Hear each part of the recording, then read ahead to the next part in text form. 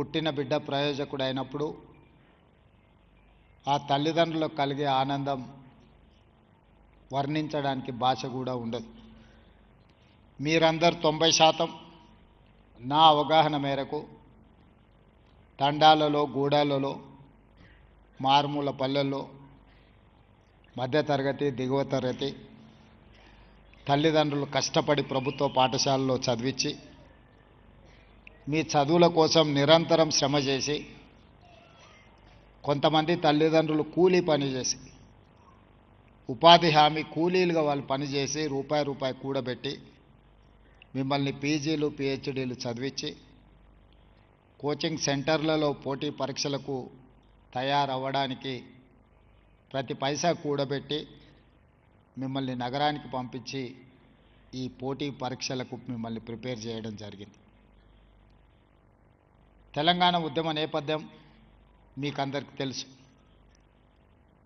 ఉస్మానియా కాకతీయ యూనివర్సిటీలలో తెలంగాణ సమాజానికి ఏ సమస్య వచ్చినా చదువులే కాదు, ఈ సమాజానికి వచ్చిన సమస్యను మేము పరిష్కరిస్తాము అని చెప్పి విద్యార్థులు ఉద్యమకారులై అవసరమైన సందర్భంలో ప్రాణ త్యాగాలు చేసి అమరులై ఈ తెలంగాణ రాష్ట్రాన్ని సాధించుకోవడం జరిగింది.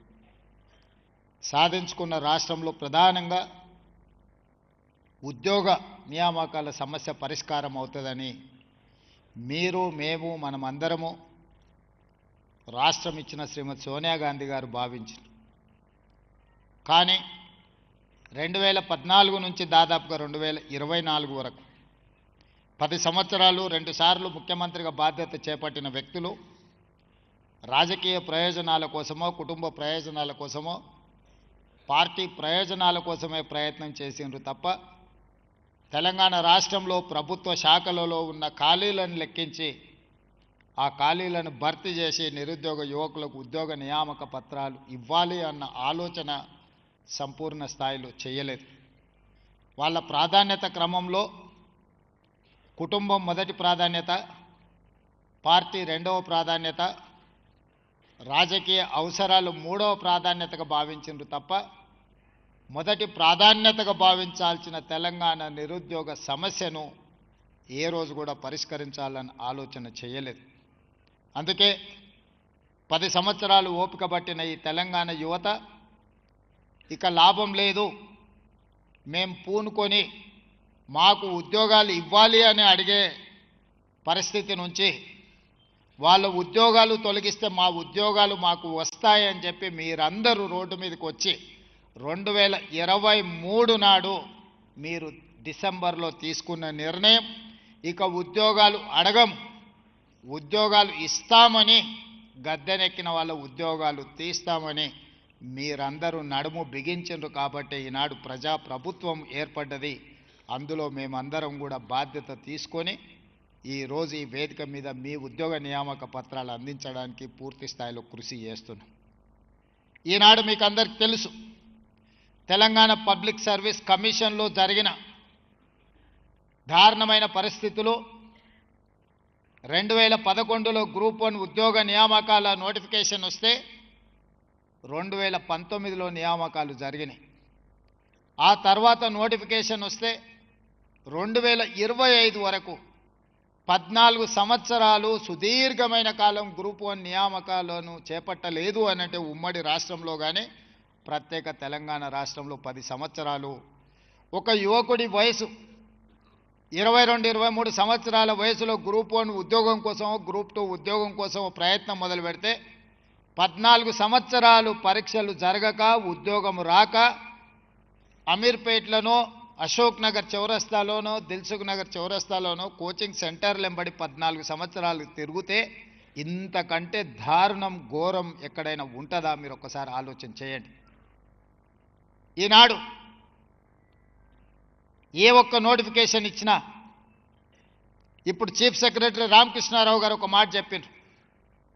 గ్రూప్ 3 నోటిఫికేషన్ ఇస్తే 5 లక్షల అప్లికేషన్స్ వచ్చినాయి, 2.5 లక్షల మంది విద్యార్థులు పరీక్షలు రాసిండ్రు, అందులో 1370 మంది ఎంపిక కాబడ్డారు అని. గ్రూప్ 1లో 563 ఉద్యోగాల కోసం దాదాపుగా 5 లక్షల మంది అప్లికేషన్ పెట్టుకున్నారు. గ్రూప్ 2 731 ఉద్యోగాలకు దాదాపుగా అంతే శాతం పోటీ పరీక్షలకు ప్రిపేర్ అయినారు. 5-10 సంవత్సరాలు 10 నుంచి 15 లక్షల మంది నిరుద్యోగ యువకులు హైదరాబాదు నగరంలో ఉద్యోగ ఉపాధి అవకాశాలు లేక ఇతర ఉద్యోగాల కోసము ఇతర ఉపాధి ప్రయత్నాలు చేయకుండా ఈ ప్రభుత్వ నియామకాలలో మాకు అవకాశం వస్తుంది, అధికారులం కావాలి, తెలంగాణ రాష్ట్ర అభివృద్ధిలో భాగస్వాములై ఈ తెలంగాణను అభివృద్ధి చేయాలి అని గ్రామాల నుంచి బయలుదేరి నగరానికి వస్తే ప్రభుత్వం పోటీ పరీక్షలను నిర్వహించకపోవడం ఒక బాధ్యతారాహిత్యమైతే, నిర్వహించిన పరీక్షలు సక్రమంగా నిర్వహించకపోవడం రెండవ బాధ్యతారాహిత్యమైతే, నిర్వహించిన పరీక్ష ప్రశ్న పత్రాలు జిరాక్స్ సెంటర్లలో ఈరోజు పల్లి బఠానీలలాగా అమ్మే పరిస్థితి వచ్చి పబ్లిక్ సర్వీస్ కమిషన్కు ఉన్న గౌరవం మర్యాద మంటగలిస్తే ప్రభుత్వంలో ఉన్న వాళ్లకు చీమ కుట్టినట్టయినా బాధ లేదు. కానీ లక్షలాది మంది నిరుద్యోగ యువకుల యొక్క జీవితాలతో చెలగాటమాడే అధికారం వాళ్ళకి ఎవరిచ్చిండ్రు? అందుకే ఈ ప్రభుత్వం ఏర్పడిన మరుక్షణం తెలంగాణ పబ్లిక్ సర్వీస్ కమిషన్ని సమూలంగా ప్రక్షాళన చేసి యూపీఎస్సీతో పోటీ పడే విధంగా నేనే స్వయంగా అక్కడికి వెళ్ళి యూపీఎస్సీ చైర్మన్ను కలిసి ఏ విధంగా వాళ్ళు యూపీఎస్సీ ఆరోపణలు లేకుండా పోటీ పరీక్షలు నిర్వహిస్తుందో, ప్రతి సంవత్సరం ఐఏఎస్ ఐపీఎస్ ఐఎఫ్ఎస్ లాంటి పరీక్షల్ని ఏ రకంగా నిర్వహిస్తున్నారో వాటి అన్నిటిని తెలుసుకొని నిష్ణాతులైన వాళ్ళను హైలీ క్వాలిఫైడ్ పర్సన్స్ని ఈనాడు తెలంగాణ పబ్లిక్ సర్వీస్ కమిషన్ చైర్పర్సన్గా మెంబర్స్గా మనం నియమించినాం.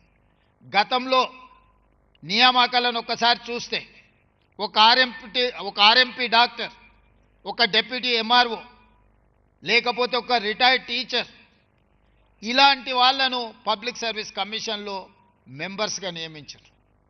గ్రూప్ 1 ఉద్యోగ నియామకాలు చేపట్టాలి అని అంటే ఆ పరీక్ష ఎలా ఉంటుంది, అతని బాధ్యత ఏంది అనే అవగాహన ఒక ఆర్ఎంపీ డాక్టర్కు ఉంటుందా? మీరు ఆలోచన చేయండి. నేను ఆర్ఎంపీ డాక్టర్ని కించపరచడం లేదు, డెప్యూటీ ఎంఆర్ఓని నేను కించపరచడం లేదు, లేదా రిటైర్డ్ టీచర్ నేను కించపరచడం లేదు. వాళ్ళు చేసిన ఉద్యోగాల స్థాయి ఏంది, వాళ్ళు నియామక పత్రాలు అందించబోయే పోటీ పరీక్షల ప్రశ్న పత్రాలు తయారు చేసే బాధ్యత గ్రూప్ 1 గ్రూప్ 2 గ్రూప్ 3 లాంటి ఉద్యోగాలకు ఆ నియామకాలను చేపట్టడానికి వాళ్ళకు బాధ్యత ఇస్తే ఏ రకమైన విధి విధానాలను వాళ్ళు నిర్ణయిస్తారో మీరు ఒక్కసారి ఆలోచన చేయండి.